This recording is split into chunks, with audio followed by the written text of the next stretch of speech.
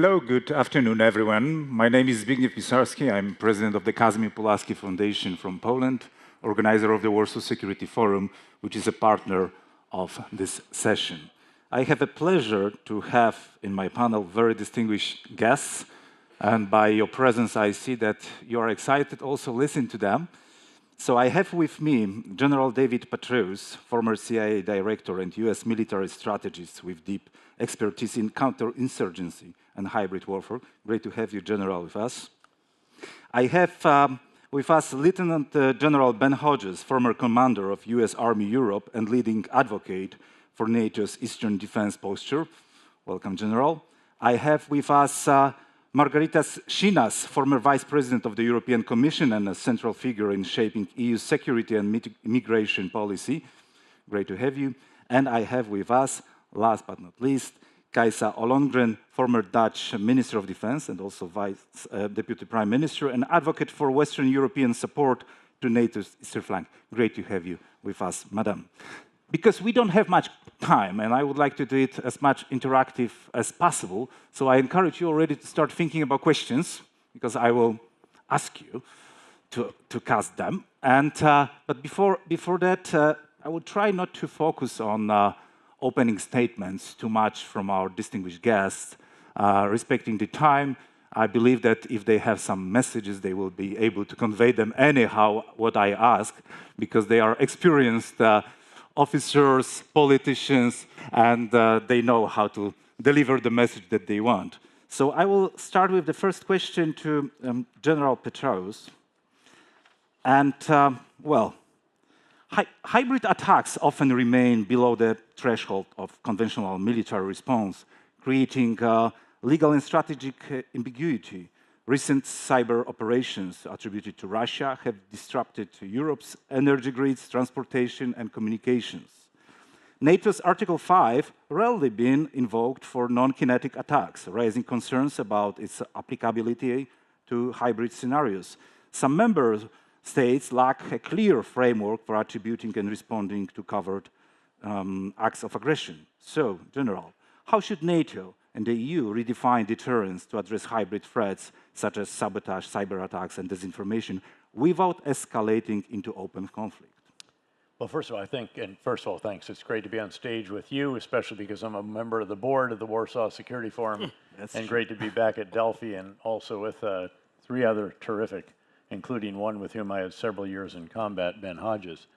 I think NATO is already doing that. If you look at how the response has evolved to the dragging of anchors in the Baltic Sea to sever these communications cables that are so hugely important to global commerce and information flow and so forth, there now is an actual force that is out there under NATO authorities, has the ability to take actions on its own. It has a political mandate, rules of engagement, and so forth. And I think as these take place, NATO has shown an ability, often led by one or the other of the nations that is party to NATO, to do this.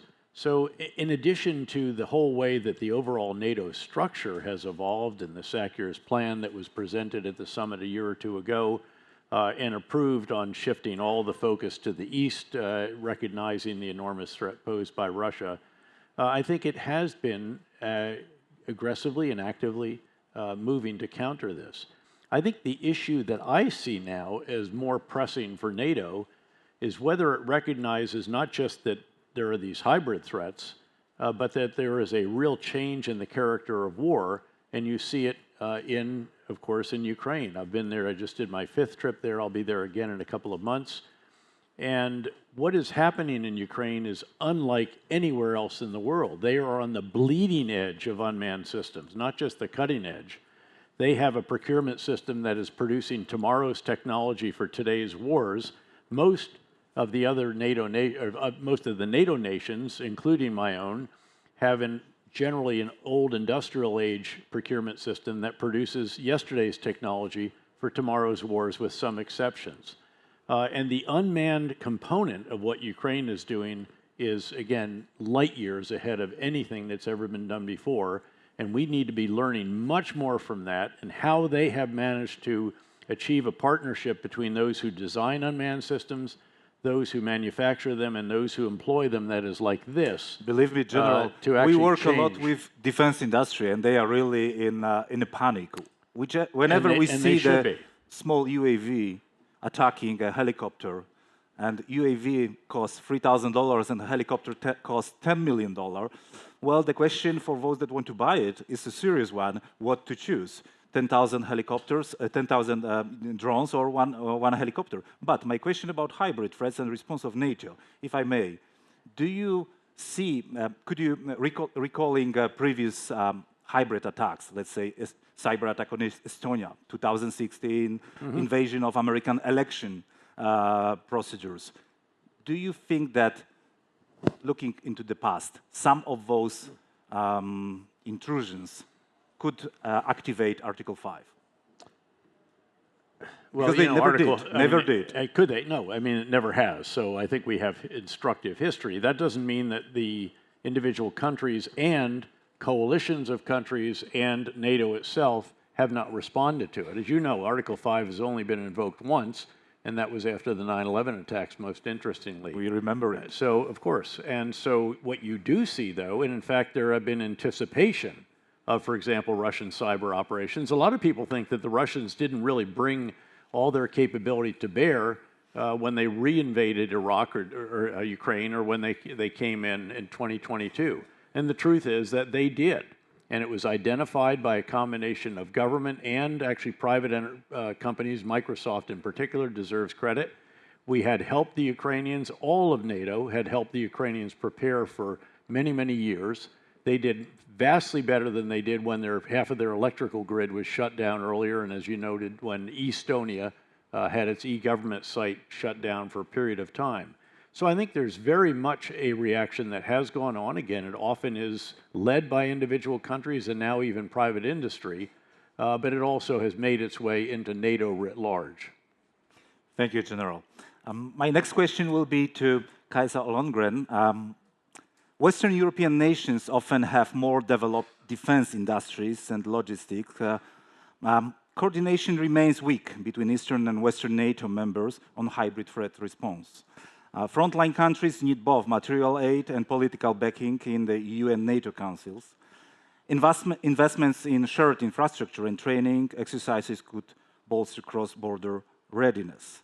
My question is, what practical steps can Western countries take to support frontline states like Poland in defending against hybrid threats?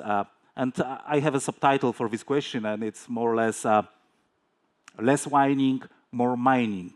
But this is, of course, not indication to the answer. So what would be your response? Well, the interesting thing is, of course, who are the frontline states when it's about hybrid threats? Because Poland, Baltic states, of course, they're frontline states when it comes to, the actual border towards Russia and Belarus. But when it comes to hybrid threats, I think all of us are affected. We know that the UK has been affected a lot. We've seen the threat to our seabed infrastructure, which is a big threat to all of us. We've seen Norway taking a lot of specific measures against that. So I think we're all frontline states when it comes to hybrid. The other thing about hybrid is, of course, that it's not necessarily attributable to Russia. So there's always this deniability, plausible deniability even. And when we look at the seabed infrastructure, for instance, we know that it's not only the Russian submarines that are active. These are civilian vessels, sometimes, tankers or research vessels that can carry out these sabotage operations. So I think the whole problem here is that in the military doctrine that Russia uses, this is what they do, to target our critical infrastructure in any possible way. And they will simply try it and sometimes be successful. And that is not our doctrine. So our response is complicated. I think our response is also not only, doesn't only have to come from our military. It has to be really the whole of society.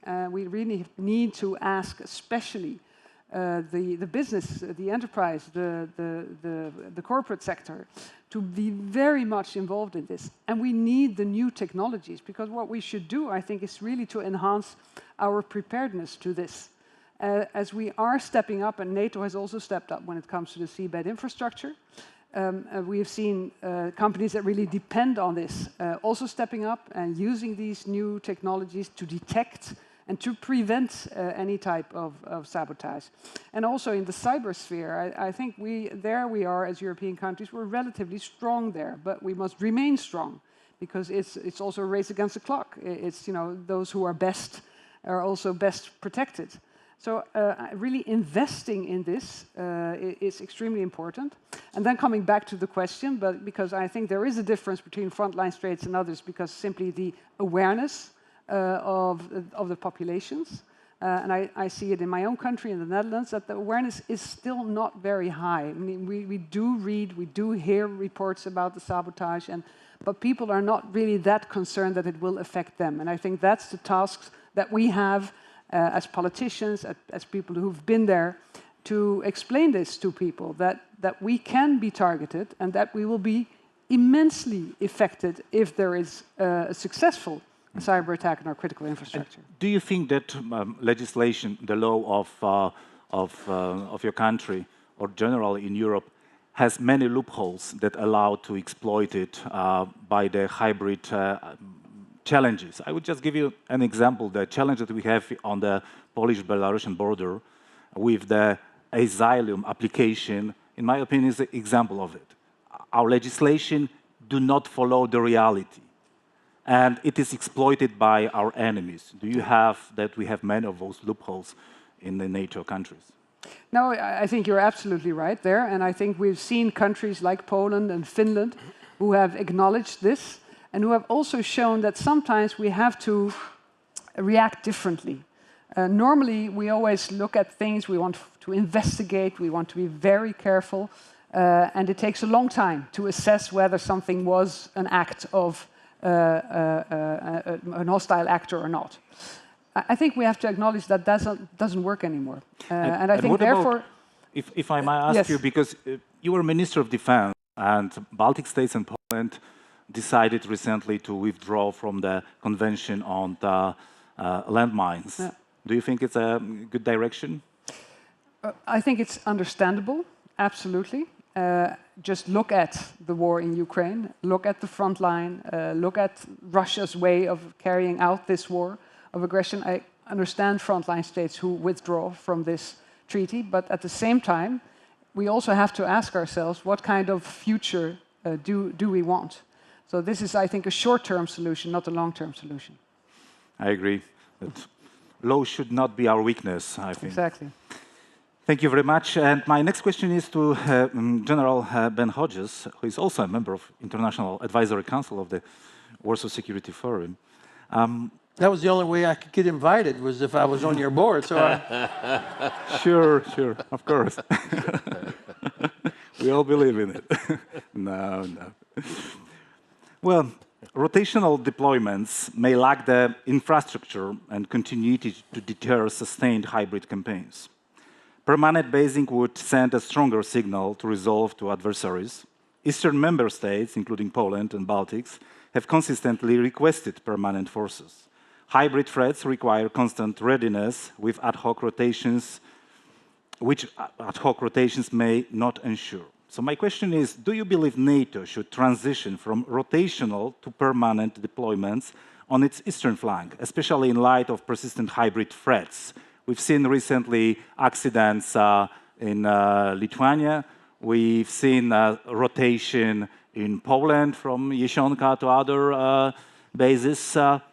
Do you think that you are commander, so I know that the answer is pretty obvious, but do you think we should do something about it? That soldiers know the terrain and neighborhood, not that they are just on learning study visits? the most important thing, first of all, is that for every country to realize that Russia is at war with us. And until we finally start acting and realizing that they are at war with us, even if there's not missiles shooting directly at NATO countries, in their mind, they're at war with us.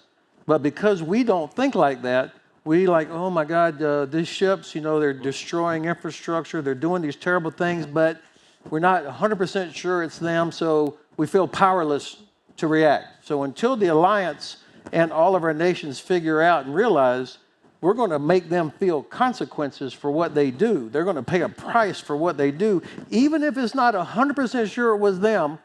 I mean, these are not court cases. This is about power and about protecting our interests and protecting our people. When we finally start doing that, then I think we'll see an end or a reduction to what Russia is doing. And of course, I have to say I don't like the word hybrid because hybrid sounds kind of fuzzy. It doesn't sound like war. It's not so bad. And so there's no urgency in our governments to do anything about it. Nothing of consequence. So I don't like, I know you didn't pick the title, Bishop, but I don't know that helps us figure out the right policies. Now, on the rotational forces, of course, a big part of warfare and the Russian way of warfare is operating in the information domain. And where we get pounded over and over is allowing the Russians to dictate the narrative. Instead of whether it's permanent forces or rotational forces, people should be going, holy hell, the United States Army is here with thousands of troops, the best tanks in the world, well-trained units, working with our Polish allies, our Lithuanian allies, our German allies, Romanian allies, all over the place, everywhere. But if we allow the narrative to be, they're not really committed, they're coming and going, then we don't get the full benefit, the deterrent effect that we should if we had the right messaging to go with it. Now, finally, for me personally as a commander, of course I wanted everything. I want permanent and rotational. I like the rotational force, though, because they would come for 9 months, and we worked the hell out of those soldiers. I mean, 9 months constantly in the field, on rail cars moving to Lithuania, Poland, Romania, back to Germany, constantly doing operational maneuver. They would have to, as if they were in conflict. Ben, you are too diplomatic. Are you seeking career in politics? I think that would be a fairly short-lived career. No, I like rotational forces because you can get more work out of them. Of course, if it's permanent, there's benefits to that. But if I had to choose, I liked having the rotational forces. The problem with rotational forces is that it's easier to cut. To withdraw them. That's true. I just returned recently, like yesterday, from DC, and after meetings at the Capitol Hill and Department of State, I must say that there is a mess. There is a mess. So the information that we are getting, there's so much distortion and so much uncertainty that it's disrupting. This is also a kind of hybrid challenge for all of us, I have an impression. And just on the same day when the troops from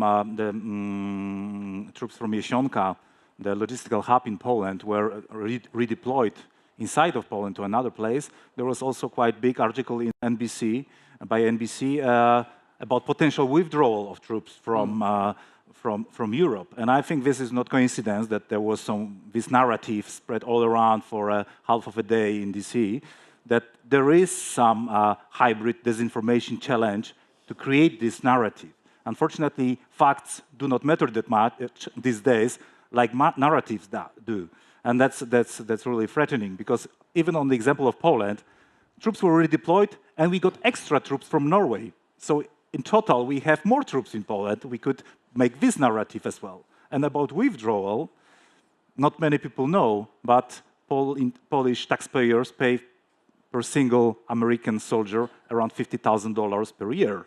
So withdrawing troops from Poland, it's not economically viable for American taxpayers, because then American taxpayers will pay their salaries. So there should be more information probably and discussion about it, sometimes maybe more open, because otherwise someone will steal the narrative. Well, this could have been a great news story, because actually our great alliance made the decision last year to transition this mission of providing aid and equipment and ammunition to Ukraine. They made the decision last year to make this a NATO mission. And so we could have been celebrating the fact that German patriots replaced the American patriots there. You had German and British and Polish and all these other allies doing this, and those American soldiers were redeployed to another task inside Poland. So getting the narrative right, the messaging right, is just as important as the actual physical act. Thank you, Ben. And my next question is to Margaritis Schinas. Poland and others have bypassed EU suppliers in favor of quicker bilateral deals with non-EU countries. The EU's defense funding mechanisms are often slow and bureaucratic. Strategic autonomy is undermined in Europe, remains dependent on external defense suppliers. Program EDIS aims for 50% internal procurement by 2030, but urgent security needs complicate that goal. My question is, can the EU realistically reconcile strategic autonomy with member states' need to procure arms quickly from non-EU sources? Okay. First of all, full disclosure, I'm not a member of the Advisory Council of the Warsaw Security Forum. but I'm delighted to be invited. You could be. Depends on how you answer. Application I aspire to one day to be. Well, the starting point for this discussion when it comes to Europe is, as I see it, that Europe has been obsessed for many years, decades, with rules-based international order. And whilst Europe has been obsessed with rules, everybody else around us, our competitors, our enemies, have been obsessed with power. And now we reach a moment where we understand when our friends and allies are not given and our enemies are as determined as ever to attack us, that Europe finally needs to understand and play the power game. That's very clear. The whole universe around us is compelling us to do that. Now, next question, how we do that? The most obvious thing is by correcting our deficiencies in two areas where Europe has failed, universally admitted failures, which is foreign policy and defense. We'll discuss some of it tonight with my co-panelists. I will not dwell too much on it. But then there is another track of action, which is to leverage instruments and policies where we are doing well, but we have not used them enough as levers of power, of real power. We have used them as normative, soft power elements. Now, the moment is to do all this differently. And we were discussing hybrid threats. Let me offer a personal example from a hybrid threat that I witnessed and I had to manage as member of the College of Commissioners, which was the instrumentalization by the Belarus regime of the migration crisis in December 21. Everybody remembers Lukashenko was selling visas to desperate Kurds and others with the promise that we will fly you to Minsk, and from Minsk you will be tomorrow in Frankfurt, Munich, Vienna, no problem.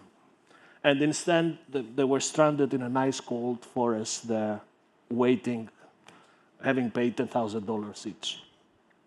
So when we faced this crisis, it was a hybrid attack on Europe, we realized that the key element of what was happening were airlines that were flying these people to Minsk.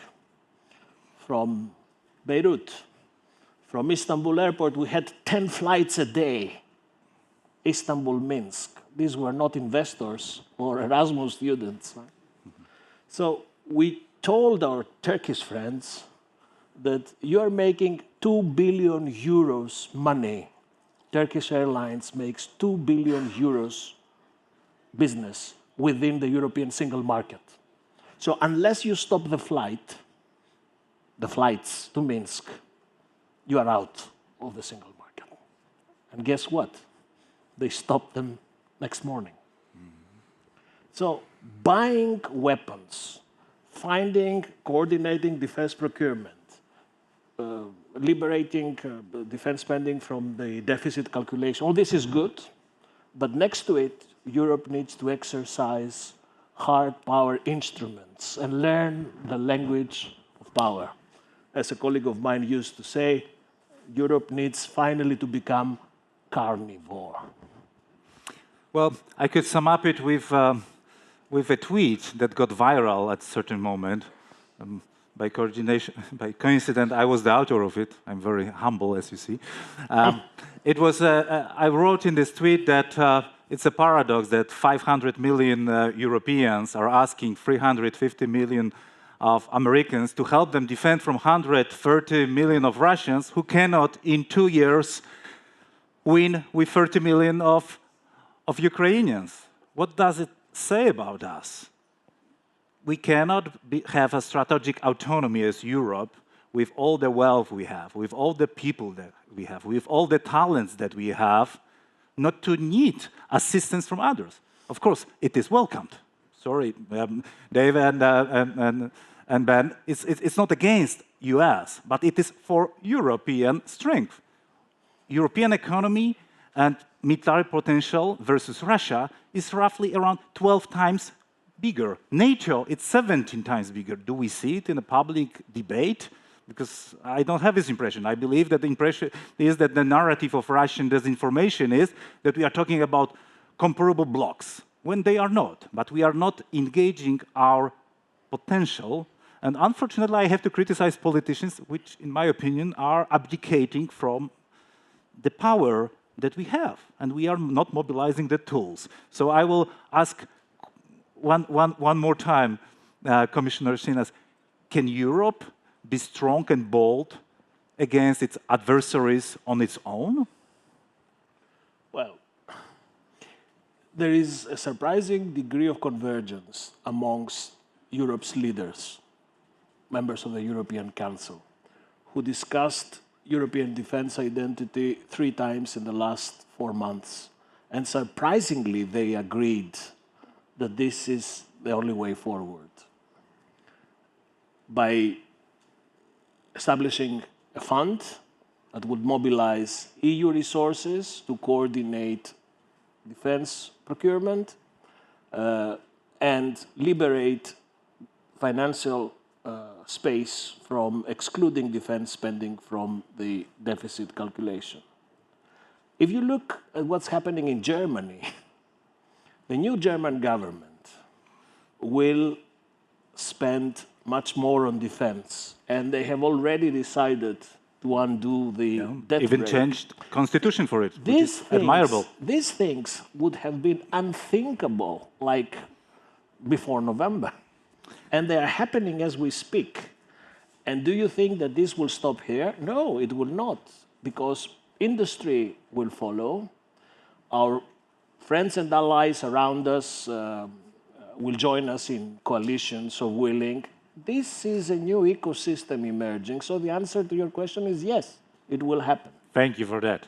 Thank you for this answer. I also believe that Europe can use this power because we have it. We just need to mobilize it, and we should not allow our adversaries to divide us, because this is the tool that they are effectively using. I promise to give the floor also to the public. We have 10 minutes, so I would like to ask you to ask questions. Who would like to start? And this is about, this is what we Europeans will have to do more. So yes, gentlemen. Let's collect a few questions, and then please introduce yourself and inform us to whom you would like to ask a question. My name is Antonis Papagiannidis. I'm sort of a journalist. In your debate, we heard several times a 5-letter word, power. But I'm acutely missing another 5-letter word, Trump. How do you integrate the fact that we have Donald Trump, the Donald, participating in his own way and dictating in some way things going around Europe? And if I may, since I have the mic, never give a journalist a mic, War is something when you call people to go and kill other people and possibly get killed. Can Europe, whoever Europe is, call to young European citizens to go kill people and be killed? Question mark. I think that although the second question is quite provocative, it's not that difficult when you have to defend yourself. But I will leave the answer to our speakers. Yes, we have a question here, and we have a question. Sorry. The gentleman with microphone. I just wanted to ask a question. General Hodges, you mentioned this isn't a court case. And I think people need to hear that more and more, because in a lot of these, they don't like to use it, hybrid scenarios, but really the sabotage incidents, there's not an evidentiary threshold that would meet the level of a court case, as you say, for a specific individual to be indicted on a specific charge. However, there's a definite security situation going on, and there's overwhelming evidence on what actually happened, minus that additional legal step. How do we get officials over the hump, and how do we get them to finally do something as easy as declaring NATO Article 4 consultative mechanisms on this, whereas we've seen all of the sort of coordination and Operation Baltic Sentry and all of these sort of things coming on at the operational level at NATO, there still isn't that political will to even take that minimal step, and how do we actually get there? Mm-hmm. Thank you. And maybe one more question. Sorry, lady over there.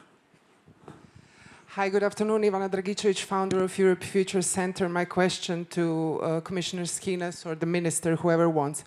What is that narrative of Europe which we can sell in each and every European nation state on the same base as something that is worth dying for? Thank you.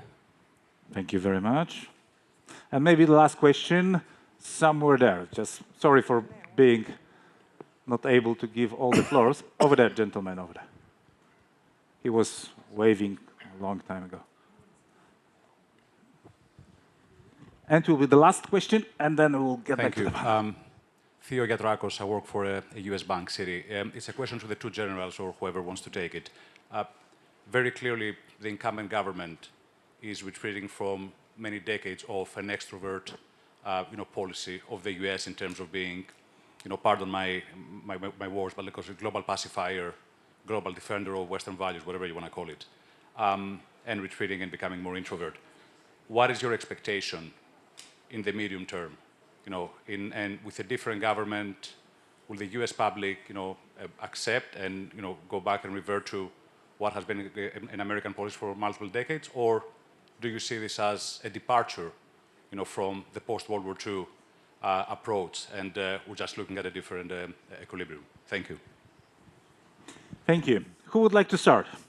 Well, I can start, interestingly, answering as an American the question about whether European leaders can send their men and women off to war, and there's no question about that. I was privileged to command those men and women in 2 different wars at the height of each, and they knew the potential consequences of providing those forces to, in that time, my command. And some of them did indeed give their lives for that cause. So I don't think that question really needs much more of an answer. President Trump does enjoy being a disruptor, and it can have positive consequences, and it has. Europeans are finally, after decades of the post-Cold War era, getting serious about their defense collectively and also as individual nations. And the developments of just the last couple of months alone have been truly extraordinary. I watched presidents of either party for many, many years, having had a number of NATO billets during that time, including as a 1, 3, and a 4-star general, always dual-hatted as an American commander. I watched our presidents trying to urge their counterparts in Europe to do more, and it never succeeded until President Trump did this. And then finally, I think that the U.S. is more focused. I mean, America First conveys some of the thrust, obviously, of what President Trump's administration is focused on doing. More nation building at home, if you will, which was also a theme of President Obama. And there clearly is also a rebalance, a much better term than pivot. There is a rebalance to Asia that has never actually really been done to the extent that it should be done, and that is ongoing as well. Certainly there's not the same degree of enthusiasm for leading the so-called rules-based international order, and that is an evolution, to be sure. It's not clear whether that will continue with subsequent U.S. administrations or if there might be a reversion to what was more characterized by the U.S. policy in the post-Cold War era. Thank you very much, David. Who would like to respond? So, Let's make it a last round because we have roughly 3.5 minutes, so 1 minute answers to the question of your choice. So very quickly to Ben Schmidt's question, I think that what President Stubb of Finland did back about a month ago, he invited all the heads of government of all the Baltic countries, including Poland, Denmark, Sweden, etc., to come to Helsinki and talk about how do you address what Russia and others are doing in the Baltic Sea. And of course, they came up with several concrete things that could be done that were not necessarily NATO, but they did have the Secretary General Rutte there. And it's about surveillance, it's about enforcing existing law. And every one of these illegal shadow fleet vessels, for example, or other ships in Baltic Sea should expect that they're going to be stopped and checked for safety compliance, environmental compliance, proper insurance, all of these things. All of this would help deter Russia from doing what they are doing. And if you get it wrong every now and then, so what? The fact is, they should know they can't just keep doing what they're doing. And I think it would help if Denmark was confident that the rest of the European Union and or NATO would back them up, because obviously Russia would raise hell with Denmark if they stopped one of these vessels in the coming through the straits. Thank you, Ben. Well, important words. If the question is whom are we sending our people to die for, the second question is who is the enemy? And I take the view that since Salamina, the enemy is always the same. The enemy of Europe has always been the same. Autocratic, despotic, illiberal dictators who are aiming at destroying the model of society we stand for, our European way of life, the way we organize our society. And this is the enemy. And it's wrong to assume that in the Baltics they view Russia as an enemy, we view the Turks as an enemy. No, there is a communality of enemies that are targeting us because of what we stand for. And the answer is yes. For this type of enemy, I think many young Europeans would be able to fight for. And it's our duty to create the ecosystem, the galaxy of actions, of instruments. Thank you very much, because we have only 45 seconds, and I promised. I think Bismarck said that I don't want war, I want victory. So we as Europeans, we don't look for war, but we want the victory of our peace, democracy, and style of life. Yes, and about the five-letter words. So I think there are two that are very important: Putin and Trump. And Putin plus Trump equals, trouble for Europe. I think that was the sentiment. But I think we must realize that it also means an immense opportunity for Europe to become the master of its own destiny. And that's also the response to the last question. We have that opportunity now, but we have to take it. And that means that all the actors, meaning all the European countries, meaning the European Union, meaning NATO, we have to live up to the occasion. And that is the big question, I think. Can we do that? Can we increase the defense spending? Can we spend the money right, on the right capabilities? Can we spend it jointly and together so that we improve our interoperability? And then, in 5 years' time, we can say we did the right thing and we are the master of our own destiny. Thank you very much to all the panelists for great questions. And, well, when you walk through the storm, don't stop. I believe this is just a phase in a prosperous time for this continent and transatlantic partnership. I believe that there is a light in the end of this path. Ladies and gentlemen, thank you very much.